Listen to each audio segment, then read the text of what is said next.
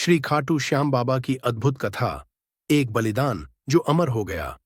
क्या आप जानते हैं कि एक ऐसा योद्धा था जो पूरी महाभारत को सिर्फ 3 बाणों से समाप्त कर सकता था?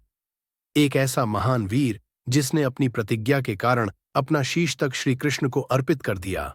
यह कहानी है बर्बरीक की, जिनका बलिदान इतना महान था कि श्री कृष्ण ने उन्हें वरदान दिया, कलयुग में तुम श्याम नाम से पूजे जाओगे और जो भी सच्चे मन से तुम्हें पुकारेगा उसकी सभी मनोकामनाएं पूर्ण होंगी। तो आइए जानते हैं बर्बरीक से खाटू श्याम बाबा बनने की दिव्य कथा। जय श्री श्याम। बर्बरीक का जन्म, वीरता की शुरुआत। यह कहानी शुरू होती है महाभारत काल में, जब पांडवों के पराक्रमी पुत्र भीम के घर एक नन्हा बालक जन्म लेता है। नाम रखा गया बर्बरीक। लेकिन यह कोई साधारण बालक नहीं था। यह वही योद्धा था जिसे आगे चलकर 3 अमोघ बाणों का स्वामी कहा गया। उसकी मां मोरवी, जो एक महान देवी भक्त थीं, जानती थीं कि उनका पुत्र जन्म से ही अविजेय योद्धा है। उसने बचपन से ही बर्बरीक को युद्ध कौशल सिखाना शुरू कर दिया, और जैसे जैसे बर्बरीक बड़ा हुआ उसकी शक्ति देखकर देवता भी चकित रह गए। लेकिन असली कहानी तो अब शुरू होती है। 3 बाणों का वरदान, अजेय योद्धा की परीक्षा। बर्बरीक की वीरता और भक्ति से प्रसन्न होकर भगवान शिव ने उन्हें 3 दिव्य बाण दिए। 3 बाण जो पूरे महाभारत युद्ध की दिशा बदल सकते थे। पहला बाण, जिस पर निशान लग जाएगा वह बच नहीं सकता। दूसरा बाण दुश्मनों का संहार कर देगा। तीसरा बाण अपने लक्ष्य को पूरा कर वापस लौट आएगा। लेकिन यही शक्ति आगे चलकर उनके लिए सबसे बड़ी परीक्षा बनने वाली थी। क्या होगा जब श्री कृष्ण खुद उनके सामने परीक्षा लेने आएंगे? कैसे बदलेगा बर्बरीक का भाग्य? और क्यों उन्हें अपना शीश श्री कृष्ण को अर्पित करना? बर्बरीक की प्रतिज्ञा, कमजोर पक्ष का समय बीतता गया और महाभारत का महायुद्ध आने को था। सभी योद्धा अपनी अपनी सेनाओं में शामिल हो चुके थे। उसी समय बर्बरीक ने एक प्रतिज्ञा ली।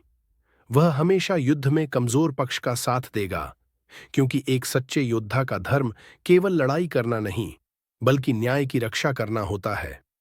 लेकिन बर्बरीक की यह प्रतिज्ञा ही उसके लिए एक सबसे बड़ी चुनौती बनने वाली थी। कुरुक्षेत्र की ओर प्रस्थान। श्री कृष्ण से सामना कुरुक्षेत्र पहुंचते ही उसके रास्ते में एक साधारण ब्राह्मण खड़ा था। पर यह कोई साधारण ब्राह्मण नहीं, बल्कि स्वयं भगवान श्री कृष्ण थे, जो उसकी परीक्षा लेने आए थे।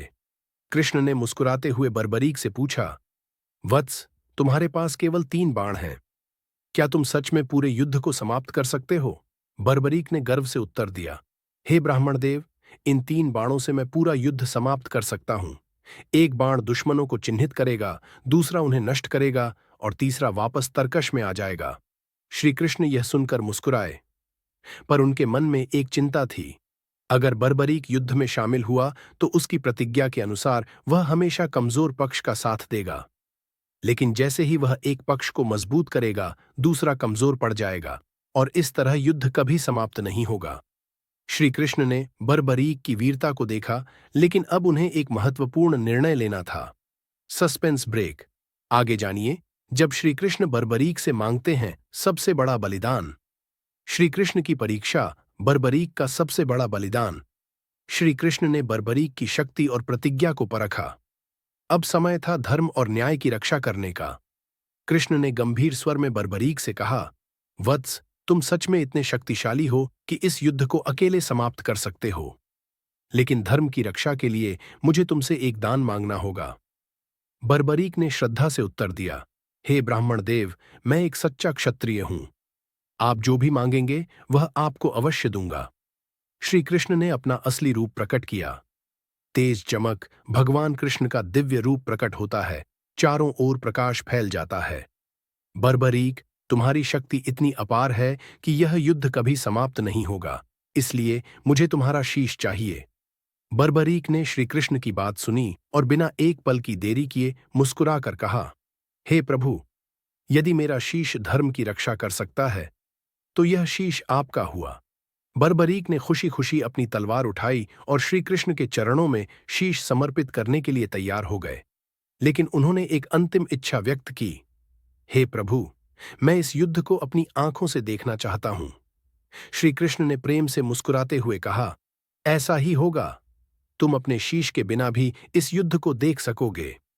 श्री कृष्ण ने बर्बरीक के शीश को एक ऊंची पहाड़ी पर स्थापित कर दिया, जहां से वह संपूर्ण युद्ध देख सकते थे। आगे क्या हुआ? खाटू श्याम बाबा के रूप में अवतार बर्बरीक का शीश पूरे युद्ध को देखता रहा। जब महाभारत समाप्त हुआ तो पांडवों ने युद्ध के सबसे महान योद्धा के बारे में पूछा। बर्बरीक ने उत्तर दिया, हे पांडवों, यह युद्ध न अर्जुन ने जीता, न भीष्म, न कर्ण। इस युद्ध का सच्चा विजेता सिर्फ श्री कृष्ण है। महाभारत के बाद श्री कृष्ण ने बर्बरीक को वरदान दिया, कलियुग में तुम श्याम नाम से पूजे जाओगे, और जो भी सच्चे मन से तुम्हें पुकारेगा उसकी सभी मनोकामनाएं पूर्ण होंगी। समय बीता और बर्बरीक का दिव्य शीश राजस्थान के खाटू गांव में प्रकट हुआ, जहां आज श्री खाटू श्याम बाबा का भव्य मंदिर स्थित है। जय श्री श्याम, जय श्री श्याम। समाप्ति पर आस्था की कहानी आज भी जारी है। आज भी जो कोई भी श्याम बाबा की सच्चे मन से भक्ति करता है, उसकी सभी इच्छाएं पूरी होती हैं।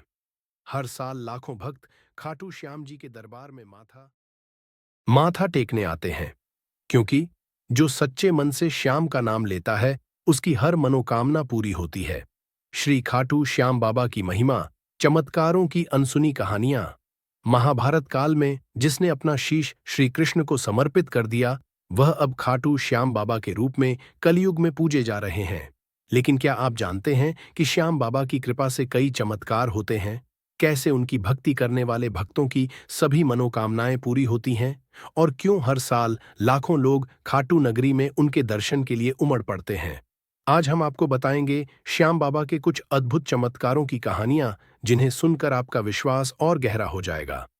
पहला चमत्कार, एक व्यापारी का जीवन बदल गया। राजस्थान के एक व्यापारी के ऊपर बहुत बड़ा कर्ज था। उसका व्यापार बंद होने की कगार पर था। लेकिन एक दिन किसी ने उसे खाटू श्याम बाबा के दर्शन करने की सलाह दी। उसने सच्चे मन से श्याम बाबा से प्रार्थना की और कहा, हे श्याम बाबा, अगर मेरा व्यापार फिर से चल पड़ा तो मैं आपके चरणों में सेवा करूंगा। कुछ ही दिनों में चमत्कार हुआ। व्यापारी का व्यापार दिन रात बढ़ने लगा और कुछ महीनों में उसने अपना पूरा कर्ज चुका दिया। आज भी वह व्यापारी हर साल खाटू नगरी में सेवा करने आता है और बाबा के चरणों में समर्पित रहता है। दूसरी कथा, एक मां की पुकार पर बाबा ने दिया आशीर्वाद। एक गरीब महिला का बेटा बहुत बीमार था। डॉक्टरों ने भी जवाब दे दिया था, कोई उम्मीद नहीं थी। लेकिन वह मां हार नहीं मानी। वह अपने बेटे को लेकर खाटू श्याम बाबा के मंदिर गई और बाबा के चरणों में गिरकर रो पड़ी, हे श्याम बाबा, मेरे बेटे को बचा लो। अगर वह ठीक हो गया तो मैं जीवन भर आपका नाम लूंगी।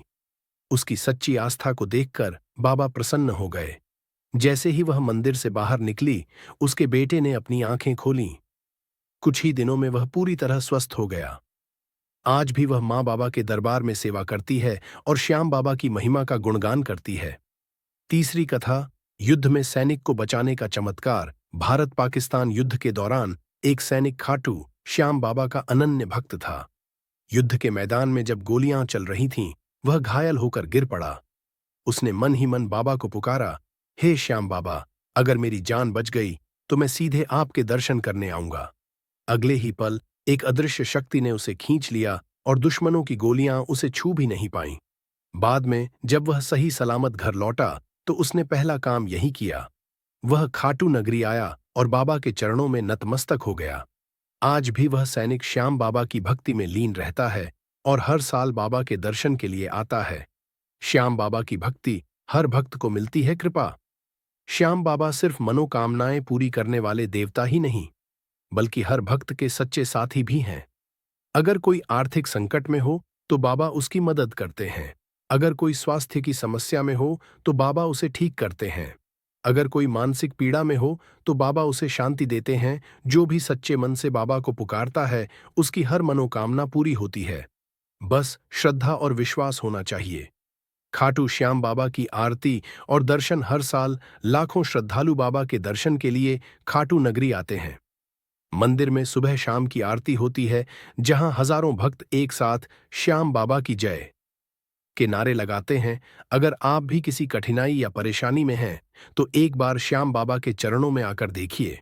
उनकी कृपा से आपके जीवन में खुशियां लौट आएंगी, क्योंकि जो सच्चे मन से श्याम बाबा का नाम लेता है, उसकी हर मनोकामना पूरी होती है।